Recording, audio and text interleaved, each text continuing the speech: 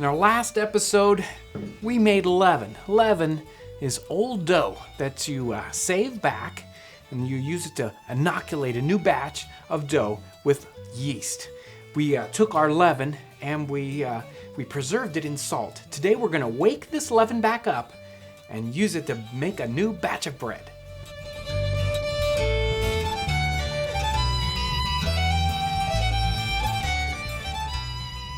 Last week we prepared a dough and then we saved off a little piece, the leaven, to use this week. This is the dough that it was sitting in the salt. What we need to do now is to scrape off as much salt as possible. We put the salt on earlier because we wanted it to be dry. We wanted it to slow down the yeast activity. Now that we want to wake it back up, we need to get as much salt off as possible. I'm going to chop this leaven, this dried leaven, up into the smallest pieces possible. We're going to dissolve this in water so the smaller the particle size, the better.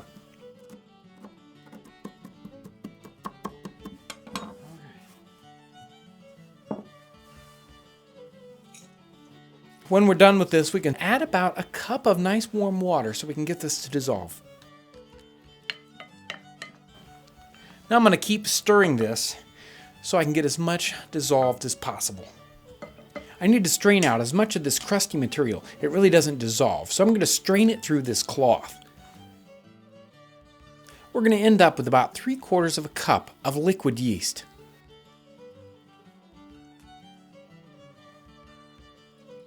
Now I'm going to make a sponge. I'm going to add about 1.5 cups of good quality bread flour and stir this in. And it's going to make a very soupy mixture. This is where the yeast is really going to come alive. We're going to cover this up and set this aside. It may take as much as overnight for this to wake back up. You'll want to cover it with either some wet cloth or some plastic. Now we prepared a sponge last night. Let's have a look at this. When this is ready, you're going to see large bubbles starting to form. It'll have a very spongy texture. Let's make our dough. I'm going to start off with about 3 cups of bread flour in a bowl.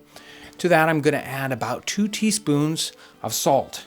Now let's put about a cup of this sponge into our flour. Now that we've got this sponge in here, I'm going to add a cup of nice warm water and then mix this into our dough.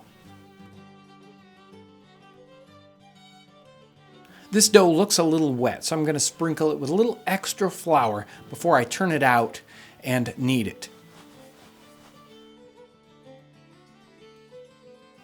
I'm going to knead this until it's nice and smooth and soft. At this point, it's time to take another piece of dough off of this to save it for our next batch of bread. I want a piece that's about 1/2 cup or maybe a whole cup of dough, and we'll put this in salt just like we did before. Now back to our bread dough. Let's put it in a dough bowl and cover it with a cloth. We want this to double in size. It may take an hour, it may take a couple of hours, depending on the temperature and your yeast, just how active it is. This dough has risen. I'm going to go ahead and lightly punch it down and reform it back into our loaf, put it back in the dough bowl, and let it rise for the final time. Now we could bake this bread in our earthen oven, but today we're going to use our Dutch oven. There seems to be a modern resurgence in baking in Dutch ovens, but this technique has really been used for hundreds of years. Dutch ovens were commonly used in 18th century kitchens. They were known by various names and they took on various forms, but they were known throughout Great Britain, France, and the American colonies. Dutch ovens played an important role in the American colonies as well as the later on Western expansion. Lewis and Clark took numerous Dutch ovens along on their Western expedition. These vessels were favored by 18th, 19th, and even 20th century cooks and sojourners for their versatility. They could be used for soups and stews, for frying, as well as for roasting and baking, even bread. We found one early 19th century source that used the term Dutch oven and bread oven interchangeably. When it came to baking for a single meal, these were much more efficient than a wood-fired oven. Because of their versatility and efficiency, they were also highly valued. You could frequently find them in old 18th century last will and testaments and in household inventories. James Townsend & Son offers 3 different sizes, a 4-quart, an 8-quart, and a 12-quart model. While our loaves are rising, we started a small fire to preheat our Dutch oven, and then we can use these embers when it's done. This dough is ready to bake. Let's prepare our Dutch oven. We had this oven over the fire and it's warmed up. Don't skimp on preheating this. You want it to be nice and hot when you get started.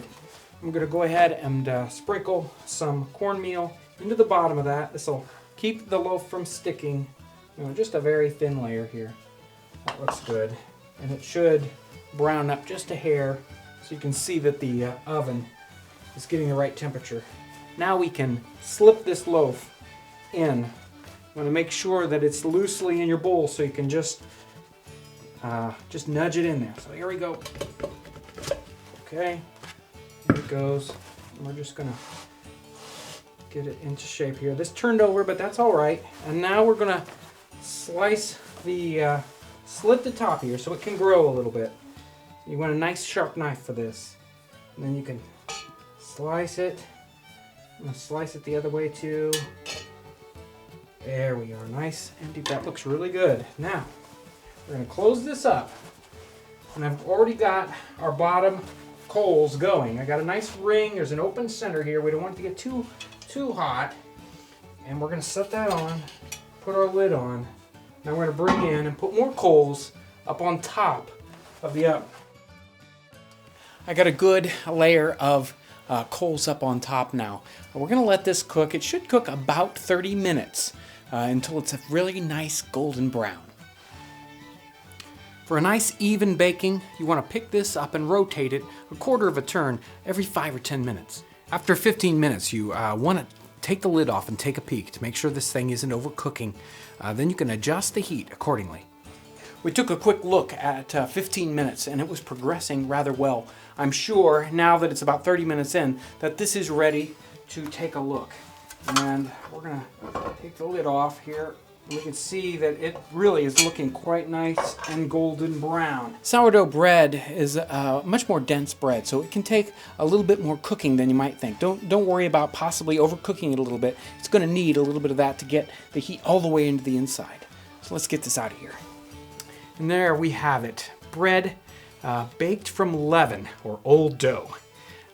We even baked it in a Dutch oven. And we've saved off dough for the next time we're going to bake bread.